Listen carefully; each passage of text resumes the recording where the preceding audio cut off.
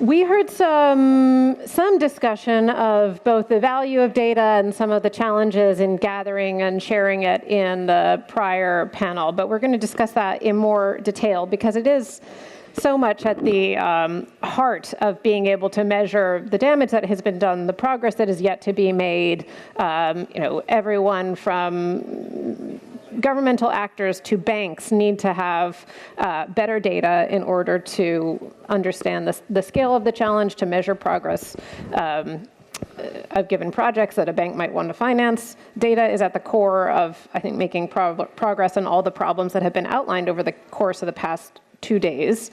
So to help us unpack some of the challenges as well as the steps and the evolving tech that we see now, we have, beginning immediately to my right, Lucy Woodall, who's the principal scientist for the Ocean Census, Takashi Gojibori, who's the director of the Marine Open Innovation Institute in Japan, as well as Matthias Jonas, who's the Secretary General for the International Hydrographic Organization. Thanks to all three of you for being here. Matthias, I thought we might start with you, just to help give us a sense of where we are now. I, as someone who doesn't cover oceans regularly as part of my beat at The Economist, I was amazed by the enormous gaps that remain in our understanding of the world's oceans, and wondering if you might explain what gaps you see, what the opportunity is in deploying some of the new tech that can help us get better data. Yeah, thank you. Better data, more data, higher quality, better to combine with each other. But I would start coming from a different angle. Yesterday at the opening panel, someone suggested to see the open as a system. And that is completely evident to me that this is a system. And if you only, to give a simple example, so the shallower the water, the warmer, there's more biotic activity. If there's more biotic activity, there's more fish. If there's more fish, then there's more settlement on the shore. If there's more settlement on the shore, there's more shoreline construction, and then you need prevention against tsunami. So everything is interconnected somehow. So, but how to get this system in data? So the newest idea is coined the digital twin of the ocean.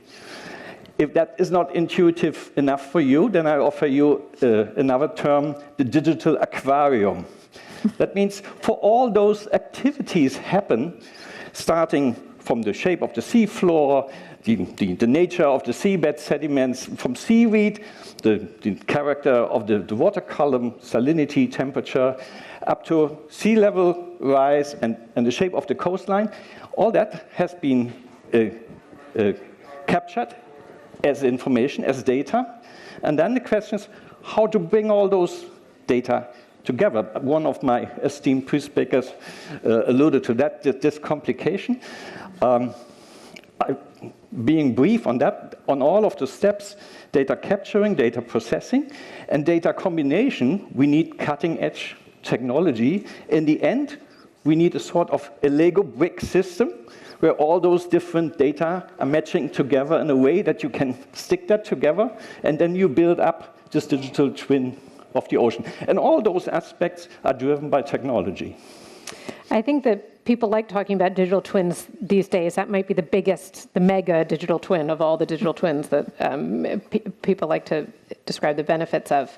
There's a lot that you raised there that I want to come back to because there's quite a lot of complication, right, across the different dimensions that this digital twin might be created. But Lucy, I thought we might come to you next to describe your work at Ocean Census and how you're thinking about the challenge and opportunity of cutting-edge tech.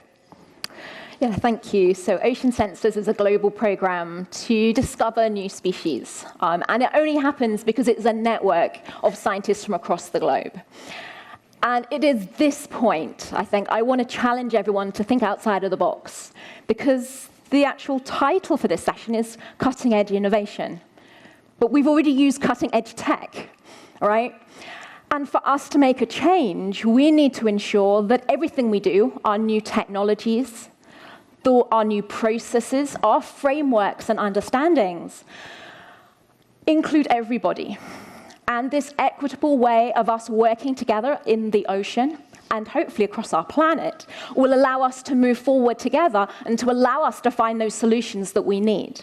So I would say that innovation, of course, is important, whether it's how we think or whether it's the technologies we use, because, of course, while we're out there discovering new species, we're using amazing technologies, and hopefully in the future they will be those novel ones too.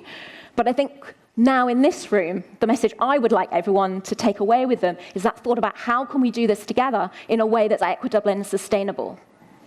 I'll stick with you for a minute because I want to know what you mean by that. So what would be an example of an equitable and sustainable mode of collaboration that you have found success with? Yeah, I think it's a really good point because we can use these words and they feel non-tangible and they'll be a little bit scary because it takes us out of our space. So when I think about this, I'm thinking about co-production. I'm thinking about the questions we need to ask ourselves and the people we want to work with. Just because we think it's a good idea doesn't mean to say that it actually is. Just because we think a place in the world is really cool and this should be done there doesn't mean to say that the nation is what they need. So while we're moving forward, collecting more data, ensuring that our data biases and our patchy data that we're trying to fill in, as we've already spoken about, and while that is really important, let's ensure we do that with the priorities of the countries involved. Fascinating, interesting. Well, I have more questions for you. But Takashi, I thought that we might turn to you next to learn a bit more about how you are using tech. You have some live projects here that I think would be good to use as a case study. Can you tell us about what you're trying to monitor and how the way you do so has changed? Right. Actually, Maui represents Marine Open Innovation Institute, which is a relatively new institute, which is located in Shizuoka between Nagoya and Tokyo. And certainly, ocean protection is one of paradigm, even though our whole scope is development of blue economy. Then really we are facing kind of challenges, particularly when we like to have international collaboration, development, or like ocean protection. It's a data. So how we can share the data? We all agree we should share the data. But how we can share the data? Who owns the data? What is the ownership of the data? And where we can get it? If you are operating commercial company, can you get the data? And we have geopolitical boundaries too. So therefore, I think we have to consider this would be one of the big challenges. In addition, we are focusing on the marine, of course. Like in our case, digital twin, very important. But still, we like to see, say, so-called smart ocean. Everything should be digitalized, and we like to share. Then we go to next generation of innovation. But if we are focusing on only marine, but suppose midwater drone goes up the air, maybe it goes to space.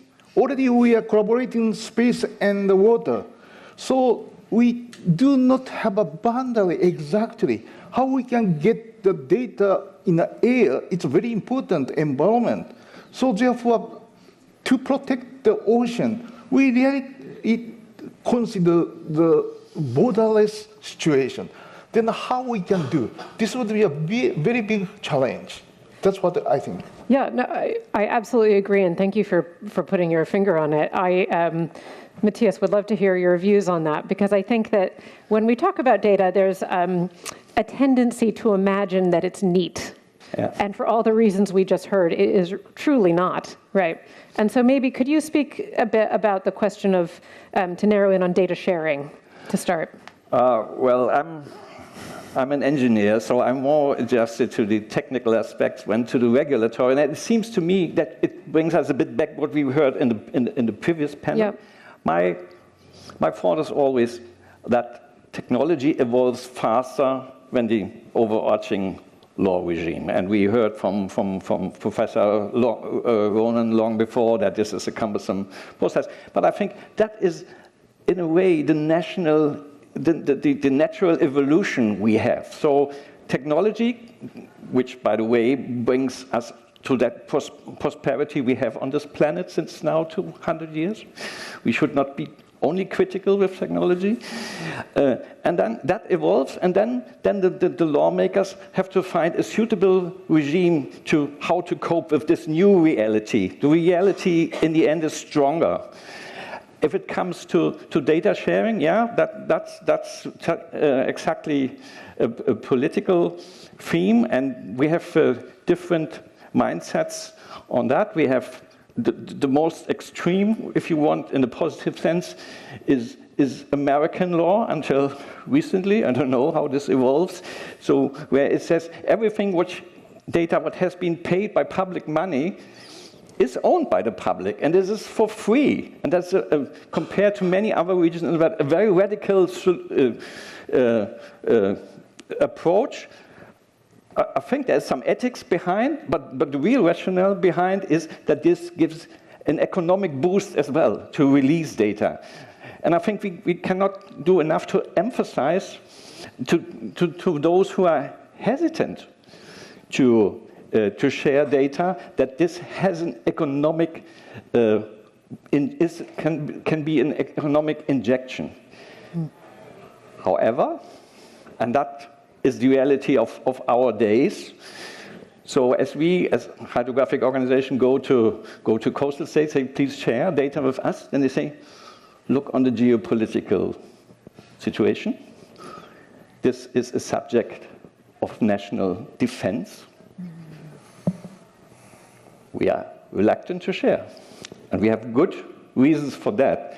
This is a shame, but that's the thing we have to cope. But what we try to find is a middle way to say, okay, if we can't get the full data set, at least we get something what is thinned out, which serves the purpose, but doesn't affect your national security. Can you describe and maybe give another example of how you can get around sounds weaselly, that's not what I mean, how you can compensate for that lack of data? So I don't know whether it's through the application of sophisticated modeling or whether AI can assist in this, but where there are gaps in data that will remain for some of the national security reasons that we've highlighted, what are the ways that you can help to overcome those gaps? A good thing, some people, anytime I talk about what we are doing and mapping of the ocean, they say, oh, we were thinking this is all done by satellites already. Well, that's a misconception. So satellite cannot penetrate into a depth of 4,000 meters or so. But satellite can do a lot in shallow water, a lot more than in the past. And this is cutting edge innovation. They can not only find out if there is seaweed, they can now find out what type of seaweed is there. So someone before me alluded to autonomous units.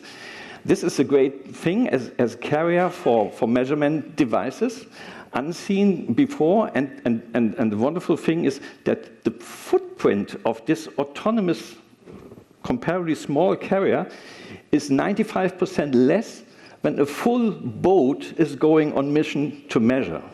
So it has a coupling effect. But still, the area is huge. And so far, there was no much interest in the deep sea because there's no much commercial value in measuring the deep sea. And the area where we have the least data is the Southern Ocean, the waters surrounding the Antarctic continent. It's really hard to motivate capable organizations or government to go into that harsh environment and invest massively. A day on mission with an average size of research vessel counts easily to a cost of $20,000 per day. Success uncertain. So that we have to live with a situation that it will time to complete the image of the Earth. But we're doing great strides, and technology is the key. Yeah, fascinating. In the context of your work, you laid out the problem, I think, in the set of considerations very clearly. How are you thinking about dealing with the challenges as you describe them?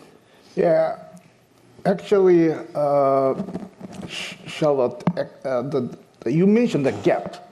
I believe the gap would be kind of interaction between technological component. If you like to have AUV, and not only sensor, you have to have a communication. Particularly mid-order communication is very important because limitation of only sound. So maybe semiconductor, we need it, but the new generation of semiconductor, how we can utilize the quantum computing to go further. I think how we can integrate the technological component, not only one. So that's why we need collaboration. In order to make a collaboration, I think we really like to make clear definition of data sharing policy and the ownership, how to solve. I'm a geneticist. I worked on a human genome project. Wow. So like more than 25 years ago, we worked on a human genome. For the first, we thought human genome information is common wealth, common property of a human being. But later, those genomic information becomes much more beneficial. Like only one breast cancer gene was sold as a $700 million. Yeah. So then it's coming the same way here. But nowadays, some countries cannot disclose genomic information, even if identity is disclosed. So therefore, I think we are now at the stage that we can go further by making ideal situation, even though US new administration may have a problem, but still we have to go forward to make a further development. Actually, my colleague, Professor Carlos Duarte, we are working on a global genome project, which would be very important platform for developing a new technology. But the international collaboration would be a premise. Of course, we have to admit kind of, I would say, competition in terms of incentive. But only competition does not not be fruitful, because you have to have a double investment, triple investment, also quadruple investment. It's a waste of money and people. So how international collaboration will be effective? So therefore, in order to make international collaboration, I think we have to make a bridge, the gap. So that's an important issue. It's funny, the Human Genome Project, I hadn't thought about it before. I used to cover healthcare, including drug development in a prior phase of my career. But that's perhaps one of the greatest mapping exercises of the 21st century, started obviously earlier. But one of the things there that really helped, I think, accelerate it, and you would know much better than I do, is there's just an enormous fortune to be made, right, from understanding the genome. And so that can be a motivating factor for some of the actors involved. And with oceans, I wonder, how you think about the interplay between some of the, the broader global social interest, environmental interests, and commercial interests. Yeah. In the case of human genome information, there's three important points. One, US. The other one, Japan. We call it DNA Data Bank of Japan. Then Europe, like European Bioinformatics Institute near Cambridge. So those three institutions collaboratively collect, just sharing the data. And all data are freely used. And any commercial company, those three institutions have intellectual property, but we don't exercise the property. Any commercial company, you can copy that, then you can distribute. It is really, making a foundation of the development of this area, including commercial development. But now I think a new administration may break this one. But anyway, I think this kind of a system, now it's a time. I think we have to collaboratively establish this kind of a system. So you think that kind of system, though, could be a model for advancing oceans and data sharing? Yeah, it's fascinating. And also depositing or keeping the data, it's so costly. Yeah. So, and also AI is generating a heat, and how we can cool it down. And power shortage is obvious, right? So therefore, how we can maybe use ocean, technology, maybe like a depository will be placed in the undersea, whatever. But that is also another issue. I'm going to leave plenty of time for questions because I feel guilty that I haven't been able to get to enough in my recent panels. There's always been a few extra hands raised. But before I do, Lucy, I want to come back to you because you highlighted some of the challenges or opportunities that you face in dealing with different jurisdictions where you're operating and trying to identify these new species. So how do you go about working with some of these partners to underscore the value of being open and sharing the information? Absolutely, yeah. Really important and really nice that my two colleagues have spoken about some of these things already. What we know is that data are messy and biological data are really messy. Okay, so we have to think about lots of different things at lots of different times. So how we work is in collaboration with national agencies. So, of course, specimens and data collected in national waters are owned by that country, and that's how we work. But we encourage an open access sharing component and talk about those values that have been articulated really well already to say, okay, well, this is an aspect that we can support a global sphere with. Of course, there are international instruments that dictate what we need to do as well, and we have internal policies and embargo statements as well. At the moment, excitingly, on Monday, we launched the Ocean Census Biodiversity Data Platform, and this is an opportunity for everybody to be able to access the new species that have been discovered.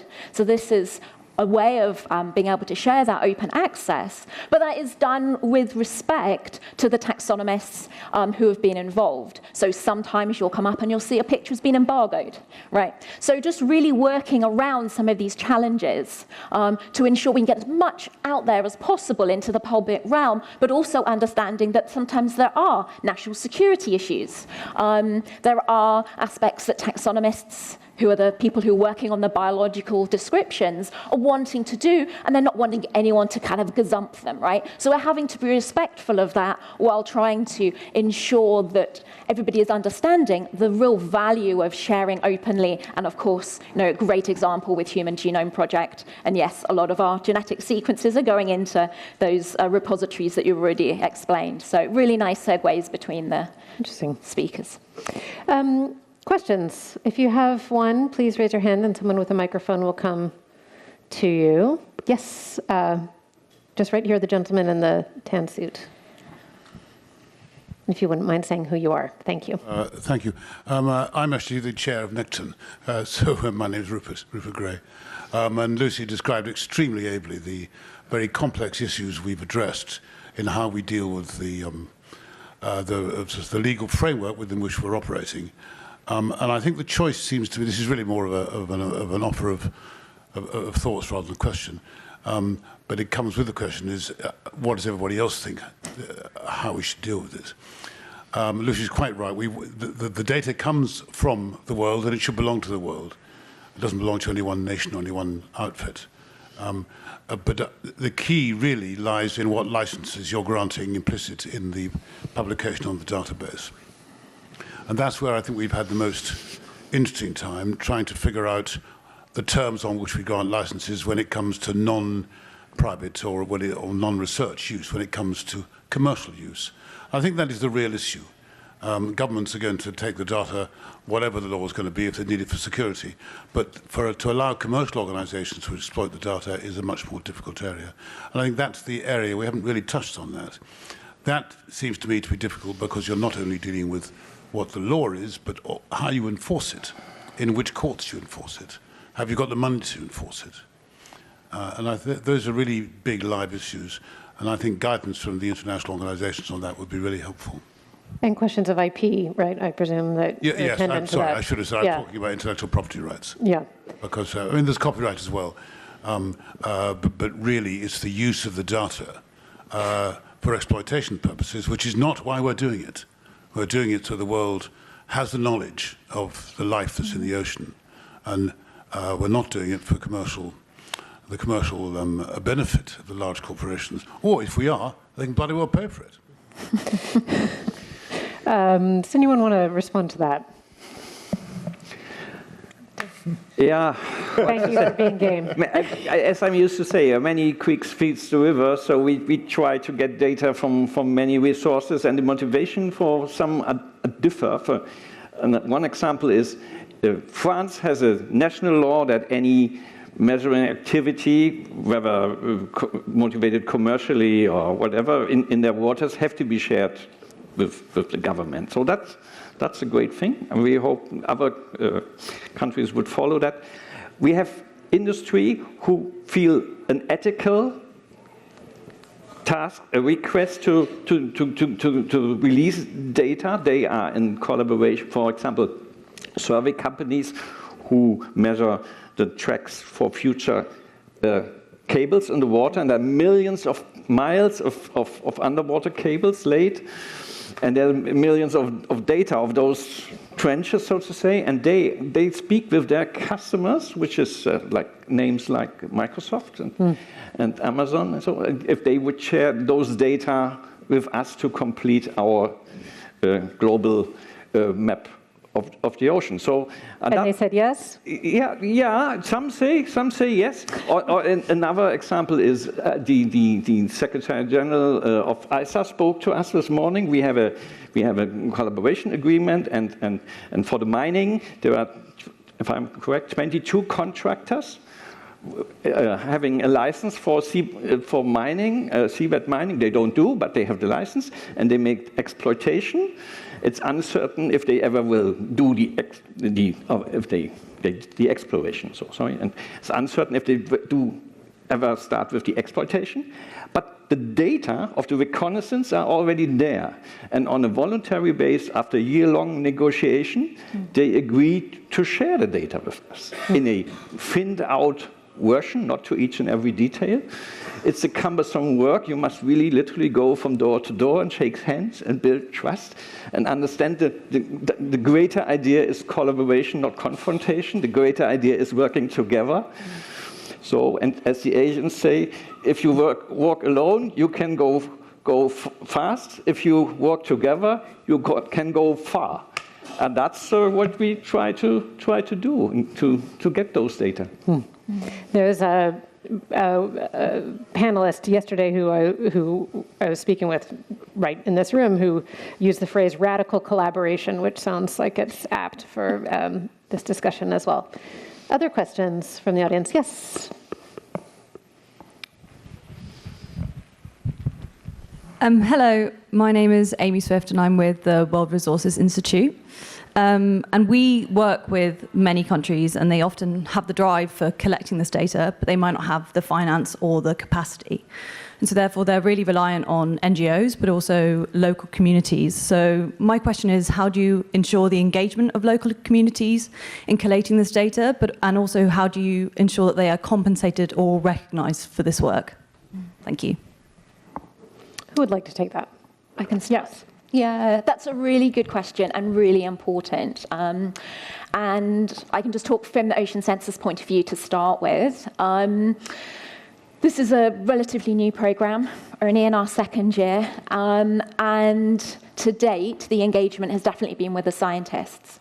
And this is because we haven't yet put together a framework that allows communities to equitably be able to participate and lead those processes. And it's one thing providing data, but something else being able to use that data and being involved in the conversations to ask the questions of what data are we going to collect, where and why. So I think it's really important to think about these things from the very beginning, to have the conversations so that we can ensure that the frameworks are in place so that we can do that equitably and understand that if something, we're talking about, Rupert spoke about that commercialization, that's a real challenge, right? Because let's imagine we go out and one of the amazing taxonomists that we work with discovers fantastic specimen in their water. It's a new species, but then a company comes in and finds a molecule in that, commercializes it, and that revolutionizes, let's say, medical science. well, that community that knew that organism was there should benefit from that, right? And I think that's some of the conversations that we need to continue to have through the BBNJ agreement and how that is implemented to really provide that framework to allow us to do this in a way that does allow for that human society. And of course, with BBNJ, that's really important because that shows and underpins that the high seas is for us today, but it's also for everybody into the future as well. Really interesting. Any other questions from the audience? Or I can ask a few more of my own. Yes. Just right here, the gentleman with this tan sweater. Thank you. Hello, Carlos Guitar from Spain. I remember there was a World Ocean Register of Marine Species, which is a pure science-based register. Yeah. So what the ocean census add to the previous world? Yeah, that's a great question, and thanks for asking it. So Ocean Census is around discovery of new species. And to date, taxonomy is a really old field that has been backed up by robust science for many, many, many decades. And for us to discover or describe a new species, that takes, on average, now about 13 and a half years from collection through to a peer-reviewed paper. And what Ocean Census is doing is providing a stepping stone in between, and we're calling it discovery, that is backed up by expert opinion and proof, and an image and a specimen that says, let's rapidly get to this discovery, which we think is new, and then later on get to the description component. This allows that information to be out there in the world, more than 13 and a half years of time. But it also ensures that that information, once it comes to the description, is then integrated back into the platform. Notice I call it a platform, it's not a database, because all this information is going to be on the databases already there. And then where we find that will be integrated into things like OBIS, and we're working with the World Registry of Marine Species worms to ensure that that information is integrated back again. So it's really about partnerships and trust of what we've heard from my other colleagues up here on the panel. I'm going to pose a question, and then if someone has another, please do raise your hand, and the person with the microphone will come directly to you. But we've heard Lucy describe very eloquently the impetus and passion for finding new species. Matthias, you described a whole range of different kinds of data that you're gathering, from the nature of the seafloor to the nature of the vegetation in coastal areas, the water columns, et cetera. Of those categories, where is the demand for data most active, and from where is that demand coming?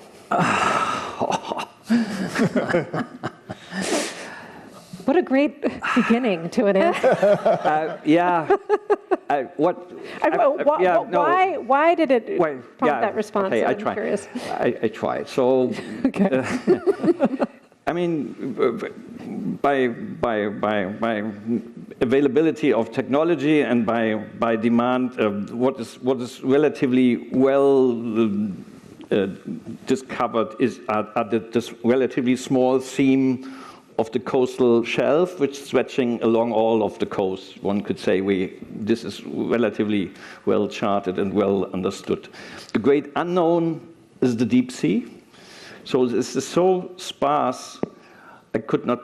I think it's below 10% what has ever been not physically visited, in terms that someone went down, but even with technology which penetrates into the water. So we used to live on a planet we do not know, if it comes to blue water, to deep water. So that, on the other hand, one could say there's only in those 4,000 meters, there's only this sea cucumber, but there's not too much biologic activity.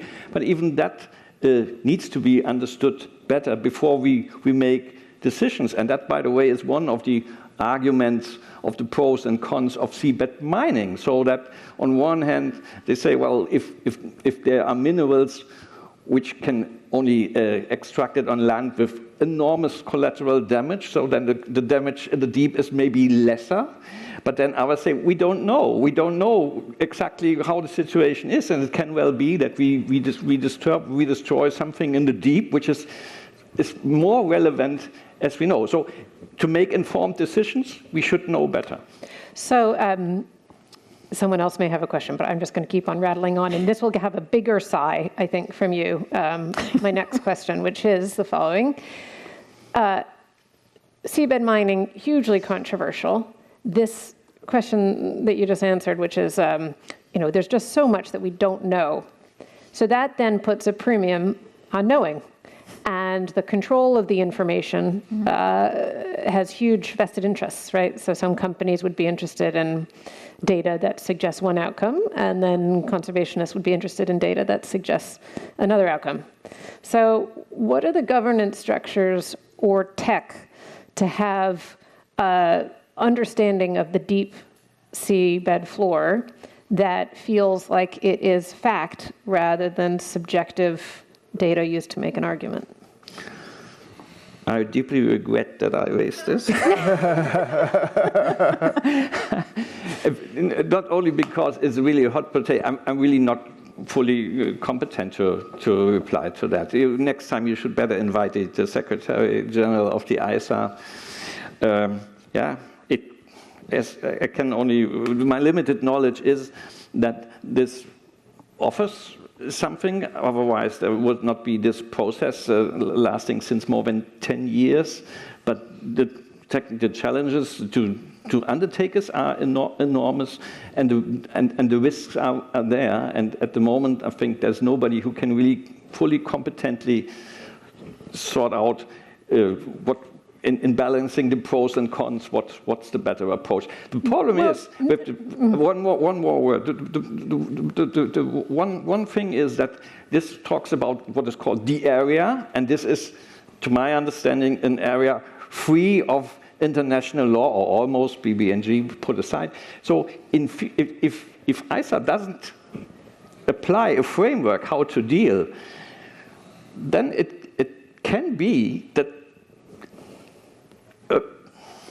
a country simply starts doing that. Yeah. And that's the less good case, I would say. So I have a question. My question is actually not as horrible as you thought, because I didn't want you to have give me your opinion on the framework for deep sea mining, but rather something more specific, which is, when will we have the tech? When will we have the tools to properly understand in a way that the community feels confident in, that we know what the effects of some of these of mining might be? So the point that I was trying to make is that some actors have an interest in painting a picture that there would be no effect. Other actors are very concerned, and they have an interest in sort of showing the potential harm. But is the tech available, or when would the tech be available to have a reliable single point of truth that feels more objective rather than embroiled in the broader debate? Yeah, I think the technology to dive deep and to measure is definitely there. It exists. Not too long ago, we had an entrepreneur, a private organization, who made a record in deep diving, more than 10,000 meters. So it is a challenge, but it's doable.